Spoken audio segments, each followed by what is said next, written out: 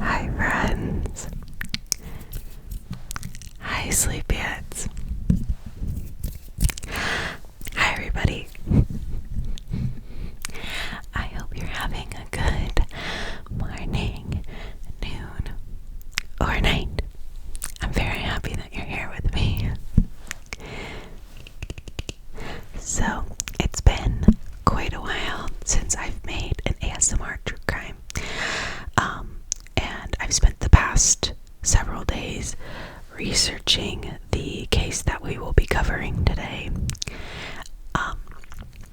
And if you watched my video that I made back in June regarding the Holderson family, I find that this case has many similarities to that case. And it is equally as horrific and disturbing and just unimaginable. So let's kind of just take a minute and just really prepare yourself for this. And if this is not the type of video that you are in the headspace for, or that you by all means click off this video. There are thousands and hundreds of thousands amazing ASMR videos all over this platform that I urge you to take a look at, because I understand that this content is not for everyone. And I also want it to be very known that I am coming at this from a place of deepest sympathy, and I am just aware that some people, the media portrayal of the true crime can just be very aggressive and very, for lack of a better term, just loud and in your face. I am just trying to give a cursory knowledge to the case to those that may have interest in it. And so, yeah. Another thing I want to add is, if you do go looking up this case after or before, whatever, be very, very mindful. This case, the crime scene photos are very public. So if that is something that you are not able to, I would urge you to not do that. It is extremely depressing. It's just extremely distressing. So, yeah, but I'm trying to come at this from a very sympathetic and point of view, and just the purpose of informing others of this horrific case. And yeah, so if you see me looking over here at any point, that's where my notes are. But yeah, I think we'll just get right into it. So this is the case of the Amato family, or the case of Grant Amato. So Grant Tiernan Amato was born on May 20th, 1989 in Orlando, Florida, to his parents, Chad and Margaret Amato. He was the youngest of three boys. He had an older half-brother named Jason, but he did not live full-time with the family, and he had an older brother named Cody, who was about 2 years older than him. Chad Amato, Grant's father, was a pharmacist, and Margaret was an operations manager, so the family was doing very well for themselves. I think it can be assumed they had very stable and secure jobs. Both Grant and Cody Amato attended Timber Creek High School in Orlando, Florida, and they were both a part of the weightlifting team. And following Grant's graduation from high school in 2007, he pursued a college education at the University of Central Florida, like his brother Cody had done 2 years prior, majoring in nursing and wanting to pursue a career in nurse aesthetics like Cody. Anesthetics. Sorry if I mispronounced that. So Grant was kind of just, for lack of a better term, copying everything his brother was doing. They went to the same school. They pursued the same major. They pursued the same specialty, everything. And that's fine if you are genuinely interested in that. But I'm not 100% sure if that's the case. But Grant never finished the nurse specialty program, and Cody did. And but Grant was able to find a job at Advent Health Orlando as a nurse.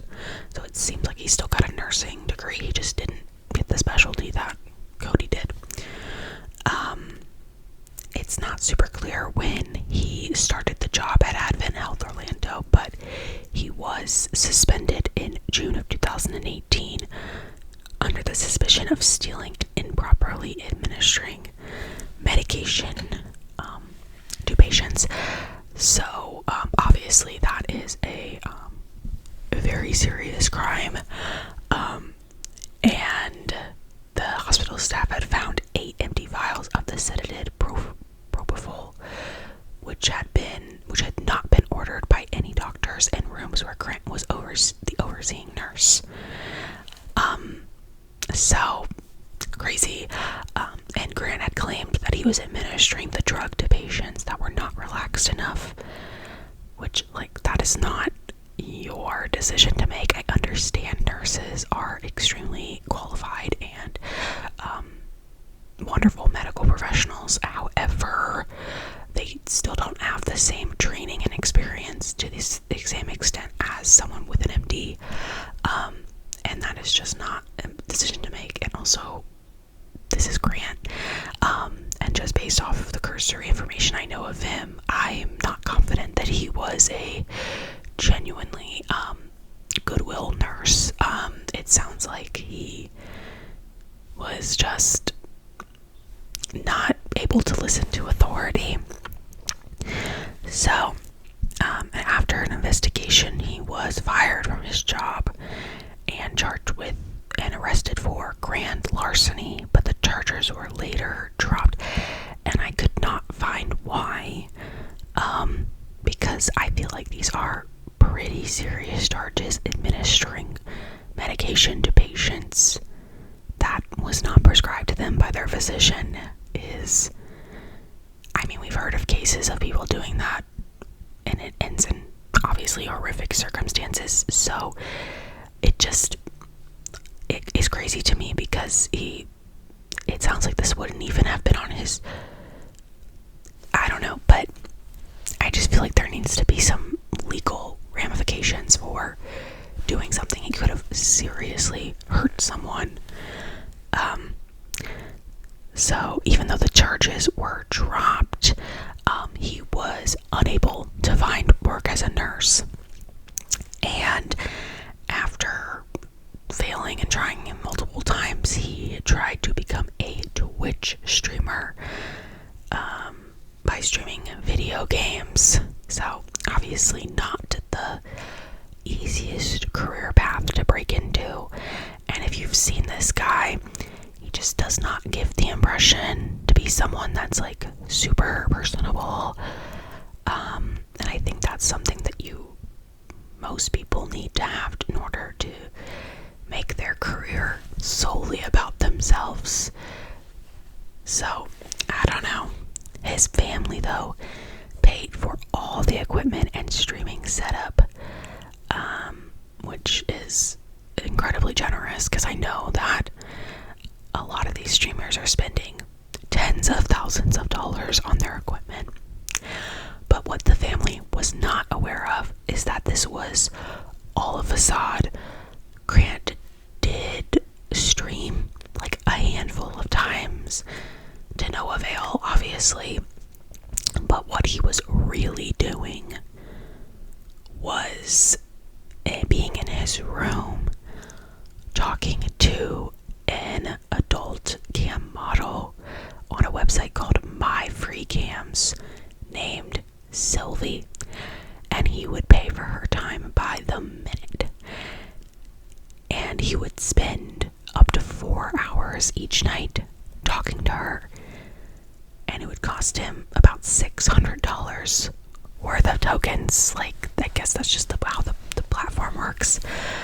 And he not only was portraying to his family that he was having success as a Twitch streamer, was making, money being a Twitch streamer, he was telling Sylvie this as well, and was saying he was super rich, and that's why he was able to give her all this money. He would buy her gifts, he would send her just tips in large quantities.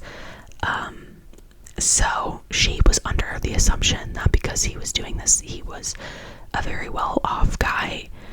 But that is simply not the case.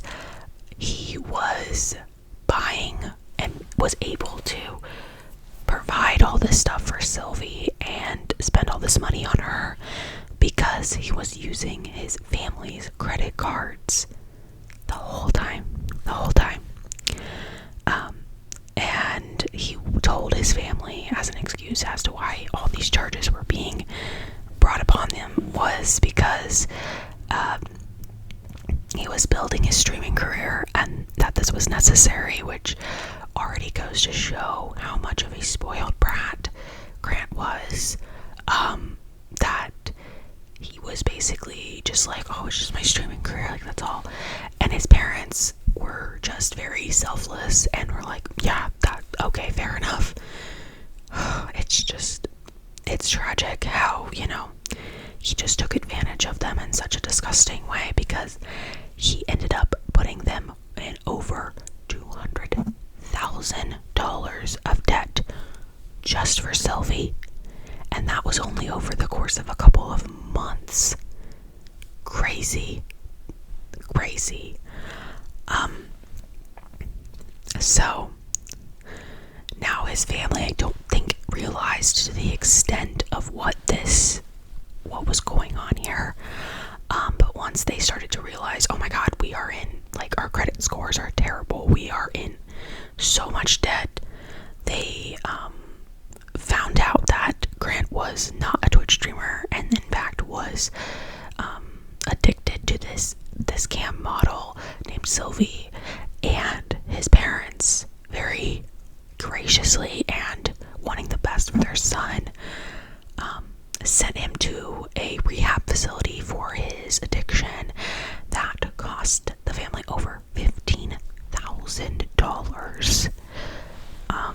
So truly, they just wanted the best for their son, and were just, they wanted him to get back on the right path.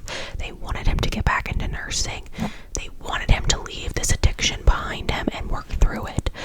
They were willing to spend further money, $15,000 of money, to help him get the help he needed, which is so selfless. So, and I get it's their son, but still, he had already spent $200,000 of their money, and they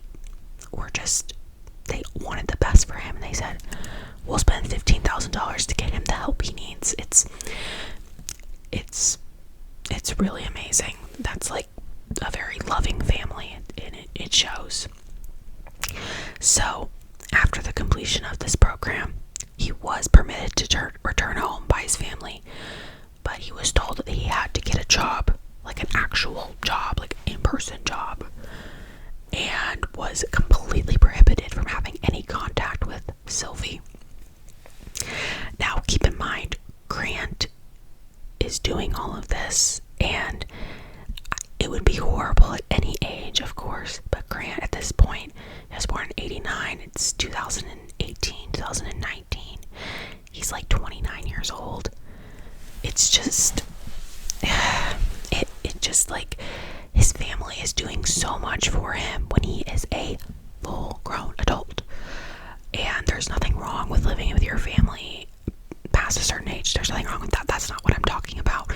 What I'm talking about is they've just let him pursue all these different avenues and have basically just supported him, and until they, obviously realized that he was suffering from an addiction, and they still continue to support him.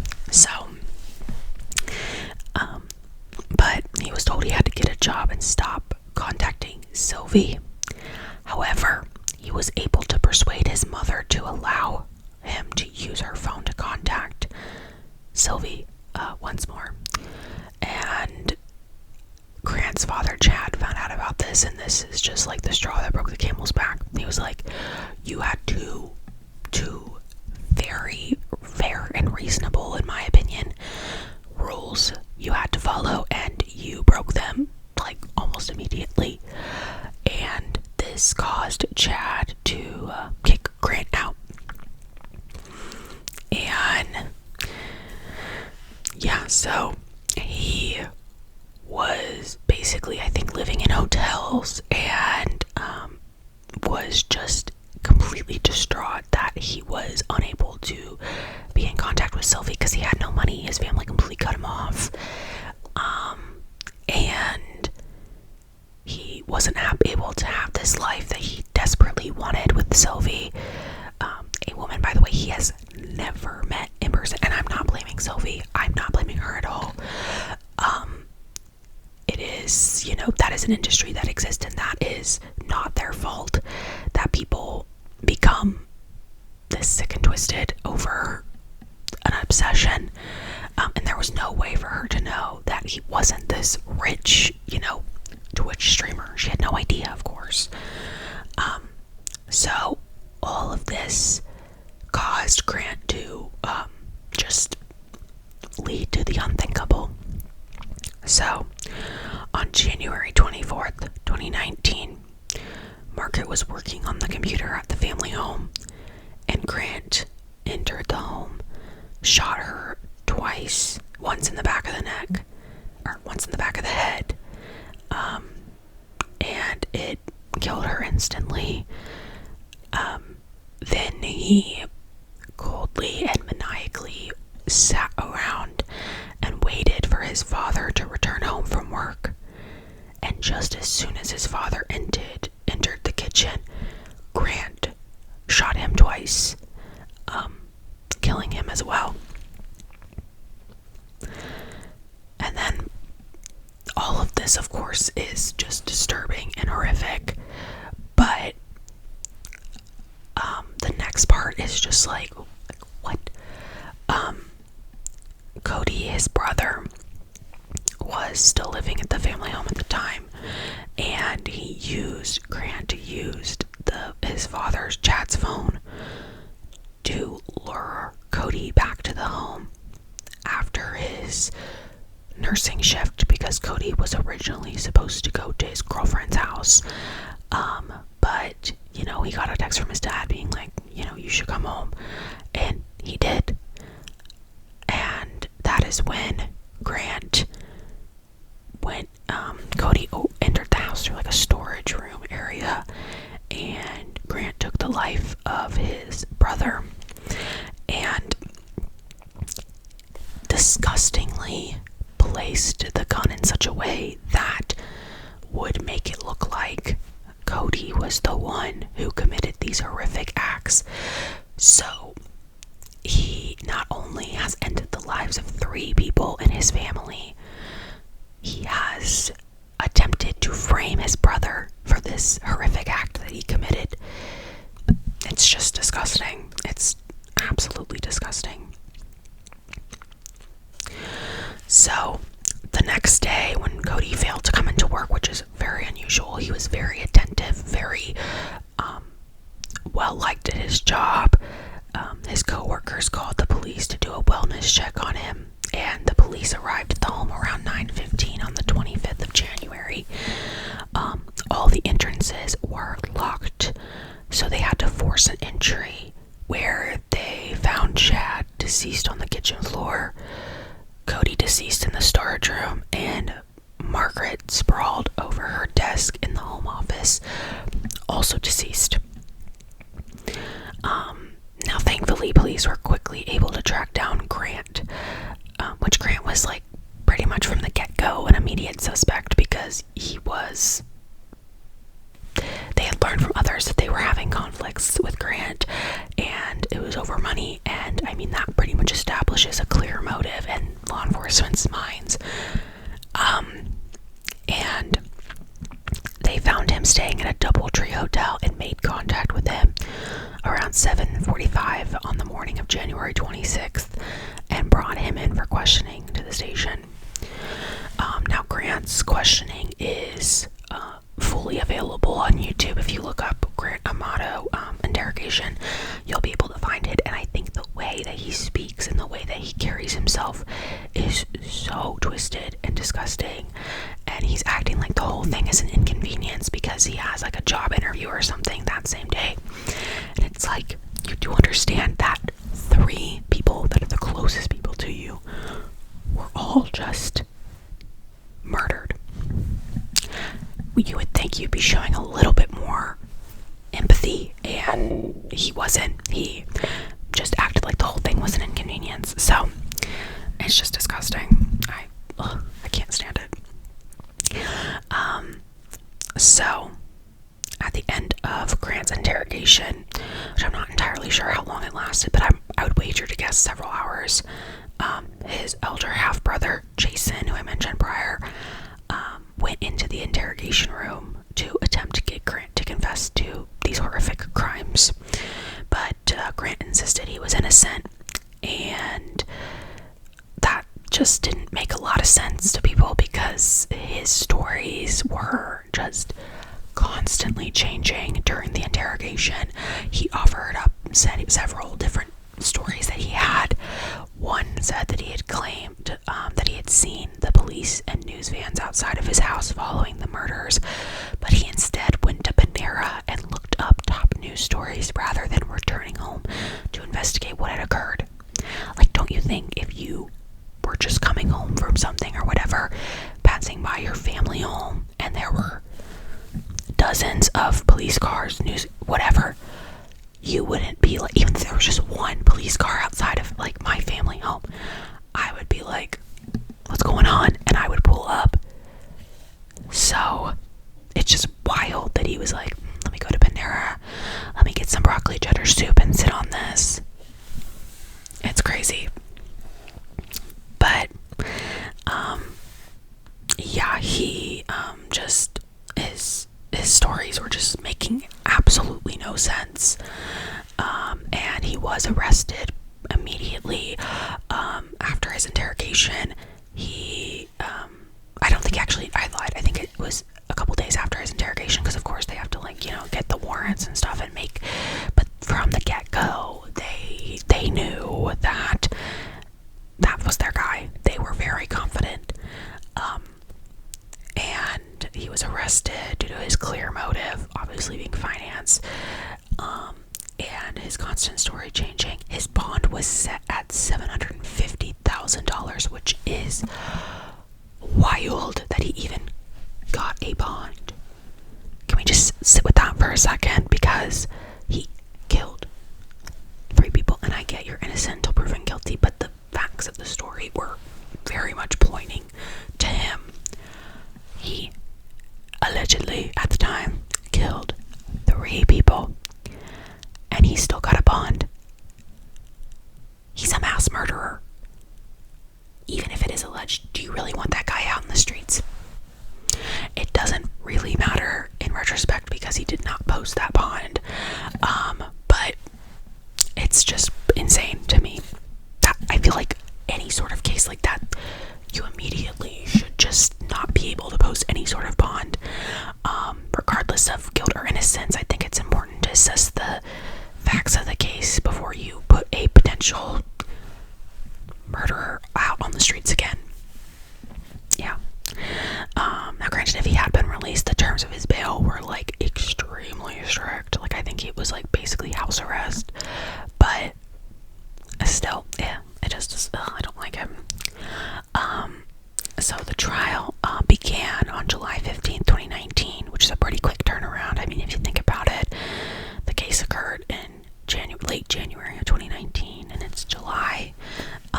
So that's pretty indicative that the evidence from prosecution and was pretty set in stone. At least to me, that's what it appears.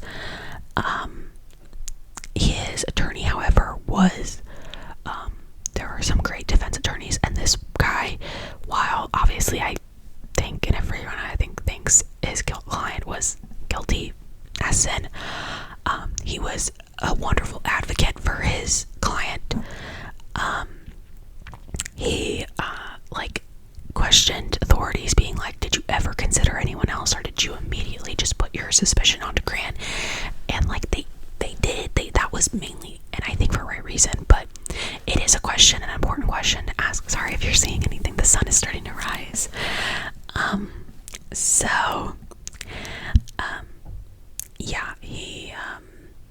So then after all, the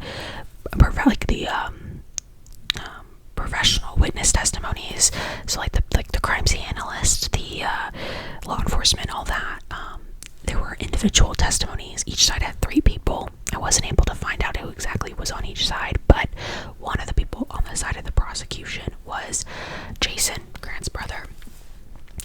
And he testified on against his brother, which I imagine is incredibly difficult, but also when you're in a situation where your brother, at the time alleged, but it seems pretty clear that he did it, took the lives of your parents and your other brother. I mean, I feel like that's what you have to do. And the prosecution, because it's the state of Florida, did initially seek the death penalty. But the jury could not agree on the death penalty, because you have to hit a unanimous verdict. But he was found guilty of all charges on August 12th, 2019, and received a life sentence for each one, so 3 consecutive life sentences. When the judge asked Grant if he had anything to say or any remorse to give towards his family, he said, "My family has been," this is a direct quote, "my family has been blaming me for months for ruining their lives, stealing and not following the rules of the home, so I might as well be blamed for this too."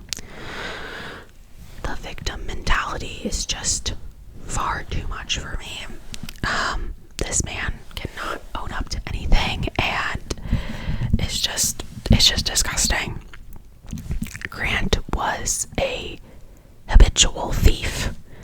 He even went on this is just an aside, but he went on a trip with his brother just a handful of months before this, Cody, and Cody paid for the whole trip, and they went with a friend as well.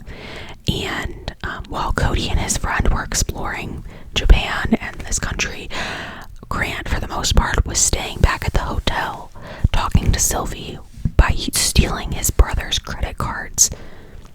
It's just so disgusting. Now, Grant did try appealing his case in 2021, but it was rejected, of course. Now, this is just an aside, crazy aside. I'm so sorry about the sun. Hopefully you're not watching for the visuals. Just a few months ago, just back in I think it was March, it was discovered that Grant had been in contact with Victoria Goodwin via a phone that had been smuggled into the prison. The two had been exchanging romantic texts for a while, and Grant was in cahoots, or just was familiar with Victoria wanting to put a hit out on her husband, Ghost Adventure star Aaron Goodwin. It's just crazy. Apparently she had become kind of obsessed with Grant and his case, and they had just been communicating for quite a while, and she decided that she was going to end the life of her husband. But thank goodness law enforcement found this stolen contraband and discovered the messages that Victoria had been sending to Grant, and she was arrested on March 6th, 2025 for conspiring to hire a hitman or to end the life of her husband. And she was sentenced to 36 to 90 months in prison, so a minimum of 3 years and a maximum of 7.5 years. But no further charges were brought upon Grant despite knowing of this, and I think that probably is because he's already serving 3 life sentences, so it wouldn't have really made a whole lot of of sense to add more charges to him. But I hope that Victoria Goodwin spends all 7.5 years in prison. It's just disgusting. But obviously this isn't what that case is about. It's just a crazy aside that happens to be tied into this case. Anyway, so that is the case of the Amato family. My heart really goes out to the loved ones of Cody, Chad, and Margaret Amato. What a horrific thing. And I just hope that Grant rots in prison, for lack of a better term. So, I hope you found today's video informative, and I hope you enjoyed. And yeah, if there's any other cases that you want me to cover, let me know in the comments below. And if you liked today's video, leave a like, a comment, and maybe subscribe if you want. But yeah, I'll see you in my next video.